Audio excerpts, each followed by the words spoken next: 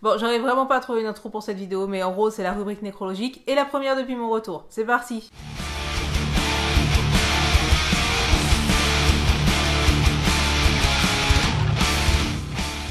Bonjour à toutes et à tous et bienvenue pour cette nouvelle vidéo sur Blood is the New Black. Cette vidéo est un petit peu bizarre à filmer parce que ça fait genre 3 semaines que je me suis pas tenue face à ma caméra et à ma ring light. Et je sais pas, du coup ça fait bizarre et j'avais pas trouvé une intro et voilà. Du coup aujourd'hui on se retrouve pour une vidéo que vous avez l'habitude de voir ici, la rubrique nécrologique. Et plus précisément la rubrique nécrologique de mon retour en France, c'est-à-dire les produits qui sont terminés depuis à peu près 2 mois, puisque ça fait 2 mois et quelques que je suis rentrée. Du coup, tous ces gentils petits produits, en réalité il n'y en a pas beaucoup, hein, il y en a genre 5 ou 6, mais je me suis dit que bon, une tous les 2 mois c'est un bon rythme, non? Et puis c'est des vidéos pas trop longues et pas trop longues à monter du coup. Du coup, tous mes produits sont dans ce joli tote bag qui est le tote bag dessiné par Cécile et custo par Réel. Je vous mettrai leurs liens à tous les deux en barre d'infos. Elle fait des super dessins, allez vous abonner à son compte Instagram, voilà tout ça. Bref, j'ai mis les produits terminés dedans, on va les sortir, je vais vous dire ce que j'en ai pensé, est-ce que je les rachèterai ou pas, et est-ce que ça valait le coup, ce genre de choses. Du coup, sans transition aucune, nous allons commencer par le plus gros des produits, hein, le premier à sortir, à savoir cette bougie parfumée. Car oui, un de mes grands plaisirs depuis que je suis rentrée, c'est les bougies parfumées. C'est pas du tout un truc au Japon, les bougies parfumées. Je pense que c'est lié au fait que faire brûler une bougie dans un pays où peut genre y avoir des tremblements de terre et tout, ça sonne un petit peu comme une idée à la con. Donc au Japon, je faisais brûler de l'encens à balles. Quand je suis rentrée ici, j'ai été ultra contente de retrouver mes bougies parfumées. Et plus précisément celle-ci, la Salted Vanilla de chez Bath Body Works. C'est donc une bougie Bath Body Works, donc assez dure à trouver en France. C'est ma soeur qui me l'avait offert, elle l'avait trouvée dans une boutique à Angers qui stocke du Bath Body Works. À ma connaissance, il n'existe pas de boutique qui en stocke à Blois.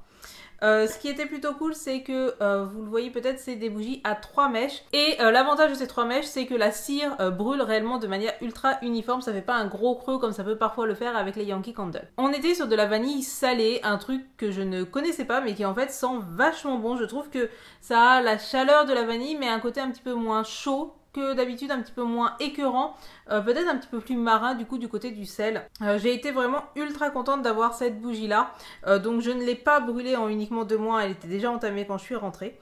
Je trouve que le pot est très très joli, donc je pense que comme pour les Yankee Candle, hein, je vais bénir la cire qui reste, nettoyer ça et réutiliser le pot pour faire quelque chose d'autre. Si vous n'avez jamais testé les bougies Bath Body Works et que vous avez un magasin qui en vend pas loin de chez vous, je sais que c'est assez rare en France quand même, je vous conseille vraiment de les tester. J'ai eu une super bonne impression avec celle-ci et j'en reprendrai au plaisir. Juste pour le moment, je tourne surtout avec des Yankee Candle.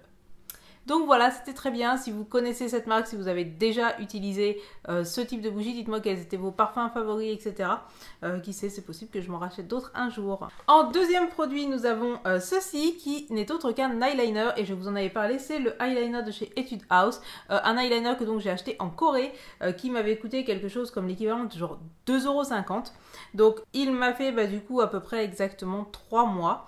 C'était un eyeliner avec une mine pinceau. Donc comme ceci. Il avait une mine qui était vraiment très très fine et extrêmement souple, j'ai envie de dire. C'est donc quelque chose que j'ai apprécié utiliser. Ça me permettait de faire des traits à la fois très fins et aussi des gros traits de goth comme j'ai l'habitude de le faire. Je vais être honnête, je vais pas dire que c'est genre l'eyeliner du siècle, que c'est l'eyeliner à posséder absolument, etc. Les liners japonais sont mieux par exemple.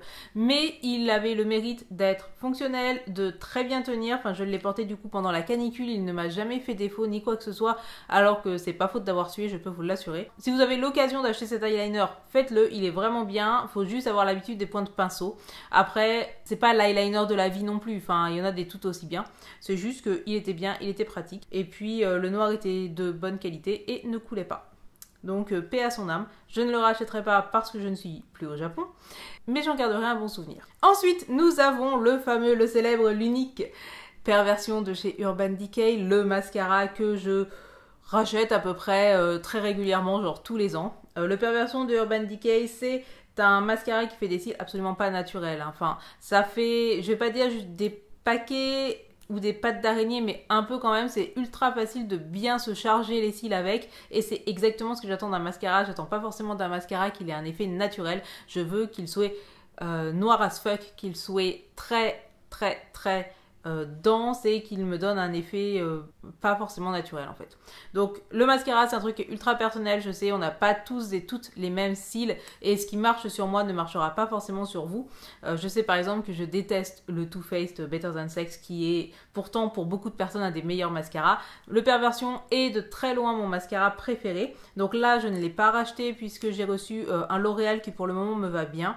Mais il est très possible que prochainement je me retrouve à nouveau avec un Perversion de Urban Decay et ça n'étonnera absolument personne. Ensuite, eh bien, encore un produit de chez Etude House. Globalement, j'ai acheté tous mes produits coréens exactement en même temps et la plupart d'entre eux m'ont tous lâché exactement en même temps. Il y a une certaine logique dans le délire. Donc ceci, c'était la Proof 10, la base de fard à paupières de Etude House que j'ai acheté en Corée aussi, qui m'a coûté quelque chose comme peut-être 3 ou 4 euros. Elle était vraiment pas chère. Le seul problème que vous voyez potentiellement, c'est en fait avec cette forme-là.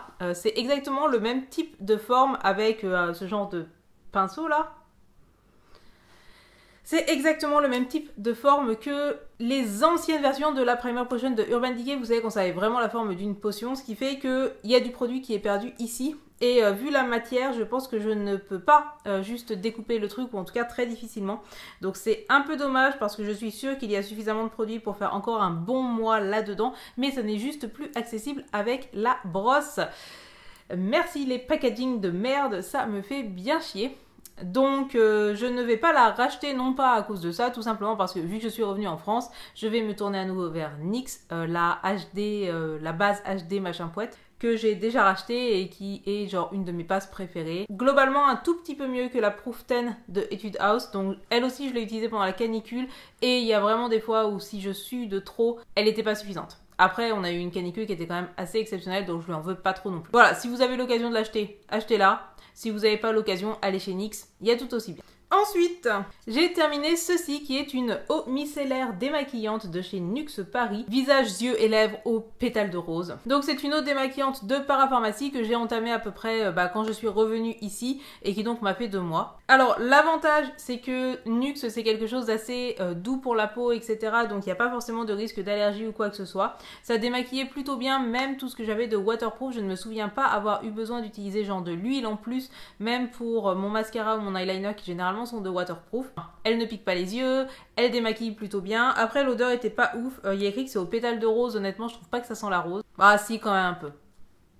Ouais ça sent la rose.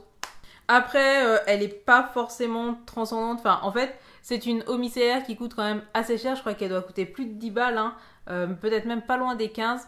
Est-ce que ça vaut vraiment le coup de payer ce prix-là quand au final ça donne à peu près le même effet et la même odeur qu'une eau micellaire de chez L'Oréal ou de chez Garnier, sachant que Nuxe n'est pas forcément la marque la plus clean au monde. Je vous la conseille pas forcément. Si vous avez l'occasion, si ça traîne dans vos placards, c'est pas un mauvais produit, mais voilà, c'est pas la transcendance non plus, hein. Et enfin, le tout dernier produit, c'est ma Cushion Cream de chez Missha, là encore un produit coréen.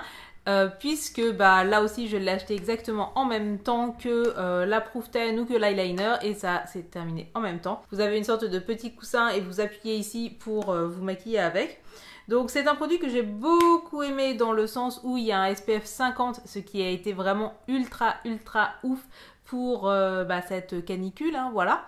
Par contre, ça avait beau être la Cushion Cream la plus velvet, donc la plus matifiante de la gamme, c'est pas assez matifiant pour moi. Je mettais vraiment pas mal de poudre lip par-dessus et c'était pas suffisant en période de canicule. Donc je ne vais pas jeter ce produit tout simplement parce que les Cushion Cream coréennes ou japonaises sont rechargeables, c'est-à-dire que vous pouvez garder le boîtier et juste commander une recharge. Je sais pas exactement si je vais commander une recharge, je sais plus si j'ai d'autres fonds de teint en attente ou pas, ça va dépendre. Si j'ai d'autres fonds de teint, je pense que je vais tout simplement passer sur un autre fond de teint et sinon je suis pas contre racheter ceci. C'est pas un mauvais produit. Elle avait une bonne couvrance et une couvrance très modulable, ce qui fait que si je mets 2 couches, je peux carrément cacher toutes mes taches de rousseur. Elle fait pas de boutons, elle laisse pas la peau plus grasse, elle empêche pas forcément la peau de respirer, elle ne peluche pas quand on la met par-dessus de la crème hydratante, ce qui est déjà pas mal. Et c'était dans la bonne teinte pour moi, ce qui est pas forcément évident dans les marques plus européennes. Du coup, je vais pas forcément vous recommander celle-ci dans le sens où peut-être que vous avez une peau beaucoup plus sèche que la mienne, etc. Mais je vous recommande, si vous avez l'occasion de tester des cushion cream coréennes, vous vous verrez qu'en termes de couvrance, c'est assez ouf. Et en plus, ce genre de cushion cream, ça fait à la fois soin, donc c'est plutôt bon pour la peau. Ça permet généralement soit d'hydrater, soit de traiter la peau, etc. tout en la maquillant. Elle m'avait coûté, le boîtier m'avait coûté, je crois, quelque chose comme 15 € tout de même. Et les recharges doivent être dans les 10-12 balles. Et voici qui clôt cette rubrique nécrologique. Est-ce qu'elle était passionnante? Je ne suis pas sûre. Je suis à un moment de ma vie sur YouTube où je me demande un petit peu, mais pourquoi est-ce que tu fais ça, Séraph? Mais pourquoi est-ce que tu fais des vidéos où tu montres les produits de beauté que tu as terminés? Et j'en viens à me dire qu'en fait, pourquoi pas? Parce qu'en fait, la vie n'a aucun espèce de putain de sens et que, bah, du coup, ça n'a pas de sens de montrer ses produits terminés. Mais je sais pas, peut-être que ça peut vous être utile quelque part, je sais pas, peut-être que vous aimez me voir faire ça. C'est ouf parce que quand tu fais ce genre de choses de manière régulière, eh bien en fait tu trouves ça tout à fait naturel, etc. Et il te suffit de genre 3 semaines sans filmer et là tu remets toute ta vie en question et tu te rappelles plus pourquoi tu fais ça. Je vous rassure, hein, c'est juste passager, j'ai ce genre de remise en question à peu près tous les 6 mois, c'est normal, ça va passer. Et puis après, peut-être que dans la vie en fait on n'a pas besoin forcément de faire des choses qui font du sens. Enfin, si ça n'a pas de sens et que ça m'amuse de le faire, c'est peut-être l'important, non? Bref, on va arrêter là les discussions métaphysiques, hein, voilà. Je pense qu'on va s'arrêter là. Si vous connaissez certains des produits que je vous ai présentés, n'oubliez pas de me dire ce que vous pensiez d'eux en commentaire. Si par exemple vous êtes assez collé en produits coréens, n'hésitez pas à me dire si vous avez des choses que vous me conseillez niveau, je sais pas, eyeliner, cushion cream ou quoi que ce soit. Si vous avez des bougies à me conseiller, vous savez que je suis toujours preneuse, j'ai toujours des bougies qui brûlent chez moi, c'est ma grande passion dans la vie. Si vous avez suivi jusque là, vous pouvez passer sur mon Utip. Le Utip c'est le truc où vous regardez une pub de 30 secondes, ça me donne 5 centimes et après les 5 centimes je les convertis en galettes patates et j'ai trouvé la meilleure boulangerie à galettes patates de Blois. Donc s'il vous plaît, donnez-moi des pubs. Si vous avez regardé jusque là, n'oubliez surtout pas d'allumer la lumière et on se dit à très bientôt. Tchuss!